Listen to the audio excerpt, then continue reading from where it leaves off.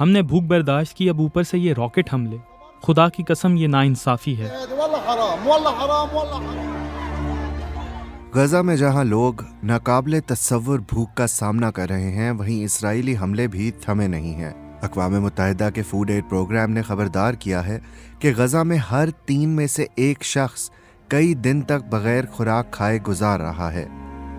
World food programme نے ایک بیان میں کہا کہ غذائی قلت میں اضافہ ہو رہا ہے اور 90,000 خواتین اور بچوں کو فوری علاج کی ضرورت ہے. اسرائیل کے ایک سیکیورٹی اہلکار نے جمعے کو کہا تھا کہ اگلے کچھ دنوں میں غزہ میں ہوائی جہاز سے امداد پھینکنے کی اجازت دی جا سکتی ہے، لیکن امدادی ادارے پہلے ہی کہہ چکے ہیں کہ یہ طریقہ غزہ میں مدد پہنچانے کا ایفیکٹو طریقہ نہیں ہے.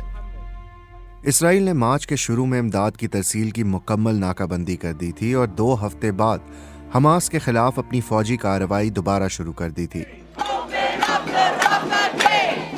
غزہ میں بھوک سے مرنے والے فلسطینیوں کے لیے لندن سمیت دنیا بھر میں احتجاج ہو رہے ہیں. دوسری جانب اقوام متحدہ کے سیکرٹری جنرل نے غزہ میں فلسطینیوں کی تکلیف پر عالمی خاموشی کو ناانصافی قرار دیا ہے.